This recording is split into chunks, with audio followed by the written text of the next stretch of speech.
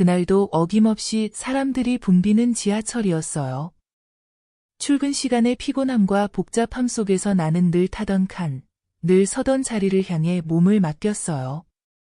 처음엔 그냥 그런 줄 알았어요. 우연히 같은 칸을 타는 사람, 단지 출퇴근 시간이 겹쳐서 그런 거겠지.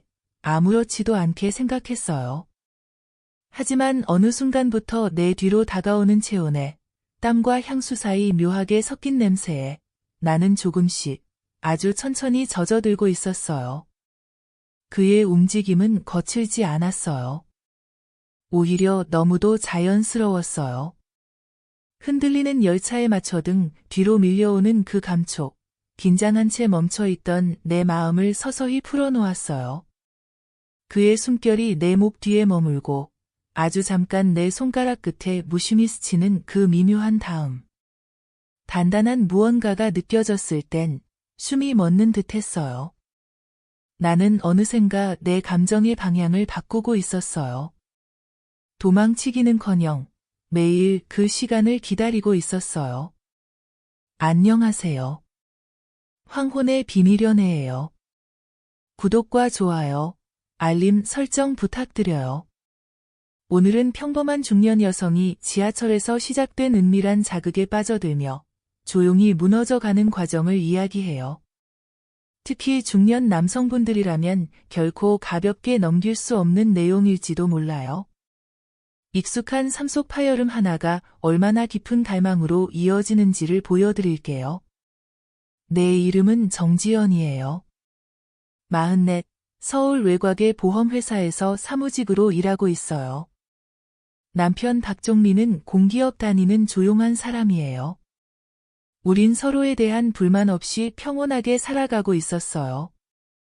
안정적이고 따뜻한, 하지만 특별할 것 없는 결혼 생활이었어요. 자극보다는 습관으로 유지되는 하루하루. 나는 그것에 딱히 불만도 없었어요. 그날도 그렇게 시작됐어요. 일찍 일어나 남편과 토스트를 먹고 같은 시간, 같은 지하철. 그날 처음으로 그 남자를 의식하게 됐어요. 분명 예전에도 봤을 법한 얼굴이지만 이상하게 눈에 들어왔어요. 아니, 눈에 들어오기 전에든 뒤로 느껴진 기묘한 기척이 먼저였어요. 어깨를 약간 움츠려도 그는 나를 가볍게 감쌌고 나는 이유 없이 가만히 있었어요. 다음 날, 또 그 다음 날, 그는 늘 그 자리에 있었어요. 같은 시간, 같은 칸, 같은 위치. 열차의 문이 열리고 사람들이 쏟아져 들어와도 그의 자리는 늘 내 뒤편 어딘가에 머물렀어요. 처음엔 우연이라 생각했죠. 하지만 어느 순간부터 나는 무의식 중에 그를 기다리고 있었어요. 내 몸이 먼저 기억하듯 어느새 나는 조금씩 그에게 몸을 기울이고 있었어요. 그의 존재는 눈에 보이지 않아도 가까이 느껴졌어요. 바람을 가르며 다가오는 기척, 무게 없는 발소리, 그리고 문득 들이마신 공기 속에 스며든 향, 따스한 것과 날카로운 것이 뒤섞인 그 냄새는 설명할 수 없는 방식으로 내 안 깊숙이 침투했어요. 익숙함이 아니라 낯설매서 비롯된 당김. 그 향은 마치 봉인된 감각 하나를 슬며시 풀어내듯 내 안에서 은밀한 울림을 일으켰어요. 멈추지 않고 퍼져가는 무언가가 아주 서서히 나를 휘감고 있었지요. 지하철이 급정거하는 순간 그의 무게가 조용히 내 뒤로 기울었어요. 수많은 발걸음과 시선 속에 그 움직임은 유난히 선명하게 느껴졌어요. 마치 바람이 가볍게 등을 밀고 지나가는 듯한, 하지만 분명한 존재감. 놀라지는 않았어요. 이미 내 몸 어딘가는 그 흐름을 예상하고 있었던 것처럼 자연스러웠어요. 감각은 또렷하게 깨어 있었고 뇌리엔 작은 소용돌이가 퍼졌어요. 단순히 흔들리는 열차의 불안정함이 아니었죠. 그 순간 그의 온기가 내 등 뒤에서 조용히 퍼져나가며 마치 오래전 잊고 있던 감각 하나를 다시 깨우는 듯했어요. 그 따스함은 얇은 옷자락을 넘어 생각의 가장자리까지 물들였어요. 그날 밤 남편과 나란히 앉아 식탁을 마주했어요. 정돈된 말투, 단정한 식기, 고요한 방안, 그 모든 질서 있는 일상이 오히려 더 이질적으로 다가왔어요. 나는 그 속에서 다른 시간과 감정이 동시에 흐르고 있음을 느꼈어요. 마치 두 개의 서로 다른 리듬이 내 안에서 교차하며 하나의 현실을 흔들고 있는 듯했어요. 출근길은 어느새 설렘이 묻어나는 시간으로 바뀌어 있었어요. 눈이 채 떠지기도 전에 가슴 한켠이 미세하게 조여들었고 나는 그를 보기 위해 평소보다 더 부지런히 움직였어요. 지하철 문이 열리는 그 순간마다 기대감이 피어났고 혹시나 보이지 않으면 마음 한 조각이 놓쳐진 듯 허전해졌지요. 어느 날 그는 없었어요. 익숙하던 공간이 낯설게 느껴졌고 나는 무심코 창밖의 회색 풍경을 응시했어요. 기차 소음은 여전했지만 그 소리마저도 공허하게 느껴졌지요. 마치 멈춰버린 시계처럼 그 하루는 오래도록 움직이지 않았어요. 그리고 그 다음 날 그는 언제나 그랬던 것처럼 조용히 내 앞에 다시 나타났어요. 바쁜 사람들의 흐름 속에서 유난히 느리게 다가오는 그 그림자, 그 선명한 존재감이 내 시야를 차지했지요. 흔들리는 열차의 파동 속에서도 미동 없는 자세로 선 그는 마치 시간을 초월해 그 자리에 박힌 것처럼 느껴졌어요. 그의 시선과 내 시선이 맞닿았을 때 순간적으로 공간이 조용해졌어요. 공기 중의 떨림이 눈에 보일 것처럼 섬세하게 울렸고 그 안에서 나는 스스로의 숨결을 더 또렷하게 인식했어요. 말은 없었지만 그의 눈빛은 내가 이곳에 있는 이유를 알고 있는 듯했어요. 어떤 설명도 필요 없는 공감, 그 안에서 나는 고개를 천천히 끄덕였어요. 그리고 그 짧은 끄덕임 위로 알 수 없는 미소가 흘러나왔어요. 그것은 무의식의 흔들림이었고 나라는 세계의 벽이 서서히 내려앉기 시작한 순간이었지요. 이후 우린 자연스럽게 가까워졌어요. 아무 말도 없었지만 그의 손길은 점점 더 대담해졌고 나의 숨은 더욱 얕아졌어요. 어느 날 그는 조심스럽게 내 손목을 잡았어요. 짧은 순간이었지만 내 뇌리엔 강하게 남았어요. 나는 저항하지 않았어요. 아니, 기대하고 있었어요. 지하철에서 내려 옆 벤치에 몸을 기대었어요. 그가 조심스럽게 작은 종이봉투를 내밀었죠. 안에는 달콤한 사탕과 한 장의 쪽지가 담겨 있었어요. 오늘도 고생 많으셨어요. 라는 짧은 문장이었지만 그 말은 마치 잔잔한 파동처럼 마음 깊숙이 울려 퍼졌어요. 그의 손끝이 봉투를 건네던 그 순간 나는 문득 굵게 뻗은 힘줄이 흐르는 듯한 그의 손가락 사이를 바라봤어요. 그 따스한 온기는 단순한 말보다 훨씬 오래도록 내 안에 머물렀고 익숙하면서도 낯선 떨림이 내 몸 구석구석을 감싸 안았지요. 그날 이후 나는 평소와는 다른 선명한 빛깔로 입술을 물들였어요. 남편은 아무런 말도 꺼내지 않았지만 그의 조용한 배려가 오히려 내 마음 한편의 쓸쓸함을 깊게 심어 놓았어요. 그와 나눈 대화는 언제나 짧았지만 그 눈빛이 전하는 무게는 길고 무거웠어요. 그는 조용한 목소리로 자신이 일자리를 잃었다고 털어놓았죠.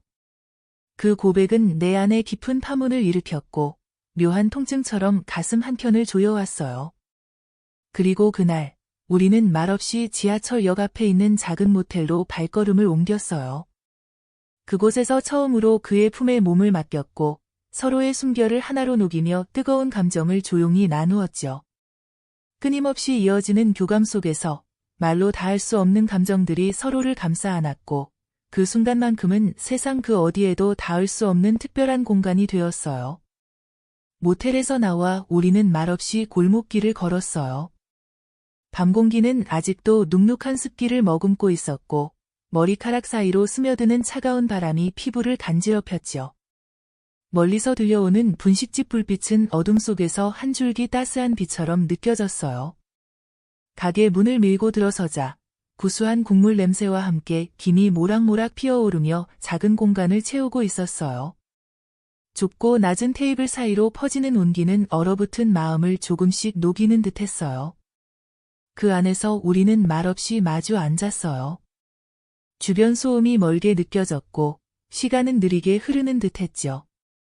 테이블 위 그릇들이 놓인 모습은 평범했지만 그 속에 담긴 열기와 은밀한 떨림은 마치 보이지 않는 끈으로 우리를 단단히 묶어놓는 듯했어요.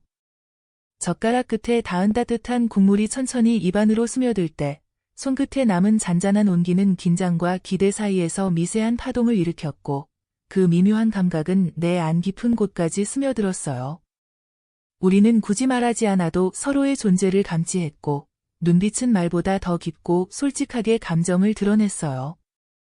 조용한 공간 속에서 우리 사이에 흐르는 정체 모를 전율은 점점 더 진해졌고 그것은 마치 어두운 바다 밑에서 천천히 부풀어 오르는 파도처럼 어느 순간 폭발하기 직전에 긴장감을 품고 있었어요. 숨소리도 낮아지고 시선이 자연스레 맞닿을 때마다 공기 중에 미묘한 떨림이 번져 나갔죠. 식사는 평범한 일상의 한 장면처럼 보였지만 그 순간 우리의 마음속에서는 복잡한 감정들이 뒤섞여 서로를 밀고 당기며 새로운 갈망의 문을 조금씩 열고 있었어요. 손끝에 스치는 차가운 숟가락의 금속 감촉도, 목을 타고 흐르는 뜨거운 국물도 모두 우리 사이에 숨겨진 이야기를 조금씩 말해주고 있었던 셈이에요. 밖으로 나서면서도 그 떨림은 가라앉지 않았고 머릿속에는 은밀하게 피어난 욕망과 불안이 함께 어른거렸어요. 그날 이후 그 작은 분식집은 단순한 식사 장소가 아니라 우리 사이에 얽힌 비밀의 공간이 되었어요. 매번 마주 앉을 때마다 은밀히 흘러가는 시간 속에서 우리만이 아는 특별한 긴장과 설렘이 다시금 되살아났고 그 모든 감각은 평범한 하루를 무너뜨리고 새로운 감정의 물결을 불러일으켰죠. 마치 잠자던 불꽃이 조심스레 숨을 쉬며 다시 타오르는 것처럼 우리 사이의 이야기는 그렇게 서서히 그러나 확실하게 불붙기 시작했어요. 비가 내리던 어느 날 우리는 우산 하나 아래에서 조용히 숨을 섞었어요. 빗소리는 어두운 장막처럼 주위를 가리고 있었고 우리는 그 안에서 숨결로 서로를 확인했어요. 벤치 뒤 폐쇄된 계단 구석에서 조용히 맞닿은 시선은 마치 깊은 밤의 파도처럼 은밀히 서로를 파고들었고 세상과 단절된 공간에서 두려움과 기대가 교차하며 잔잔히 흔들렸어요. 우리는 숨을 죽인 채 긴장된 공기를 나누며 이름 붙일 수 없는 감각으로 서로를 천천히 삼켜갔어요. 그날 밤 나는 남편의 품에 안기지 못했어요. 그의 체온은 내게 너무 생생했어요. 다음 날 그는 음료 하나를 건넸어요. 나는 그것을 끝까지 마셨어요. 마치 그의 온기를 삼키는 듯이. 출근길의 시간이 짧게만 느껴졌고 지하철보다 벤치가 기다려졌어요. 그의 직업이 복싱 트레이너라는 사실은 나중에 알게 되었어요. 낮에는 체육관에서 사람들을 가르친다고 했어요. 나도 구경 삼아 체육관에 들렀어요. 땀이 흐르는 그의 몸, 타오르듯 살아있는 에너지가 넘쳤어요. 나는 그 앞에서 말없이 숨을 삼켰어요. 구석의 탈의실 앞에서 우리는 다시 입을 맞췄어요. 그의 손이 내 블라우스를 넘기려 할 때 나는 눈을 감았어요. 외면이 아닌 수용이었어요. 그 후로 우리는 더 자주, 더 깊게 만났어요. 모텔방, 그의 원룸, 심지어 낮의 체육관 빈 공간에서도. 그의 손끝은 나를 아내가 아닌 여자로 존재하게 만들었어요. 남편의 전화가 울릴 때마다 나는 점점 그와의 경계가 허물어지고 있음을 느꼈어요. 거울 속에 나는 달라져 있었어요. 이전보다 화장도 짙어졌고 눈빛도 살아 있었어요. 하지만 불안은 늘 뒤따랐어요. 남편은 여전히 다정했어요. 그런 남편을 볼수록 나는 내 감정이 부끄러웠고 동시에 멈출 수 없다는 사실에 자괴감이 들었어요. 어느 날 그는 내게 말했다 했어요. 지연 씨 없이는 아침이 오질 않아요. 나는 대답 대신 침묵했어요. 미래를 생각하지 않았어요. 지금이 너무 강렬했기 때문이에요. 그와의 마지막은 조용했어요. 그는 아무 말 없이 나를 안았어요. 나는 그의 온기를 마지막으로 느끼며 지하철 벤치로 돌아왔어요. 매일같이 앉았던 그 자리, 그를 기다렸지만 그는 오지 않았어요. 전화도 없었고 체육관에도 없었어요. 마치 사라진 듯 했어요. 몇 달이 흘렀어요. 나는 다시 벤치에 앉아 책을 펼쳤어요. 누군가 내 옆에 앉았어요. 익숙한 향, 익숙한 기척. 나는 말없이 자리를 내어주었어요. 등 뒤로 느껴지는 그 압력, 나는 눈을 감고 미소 지었어요.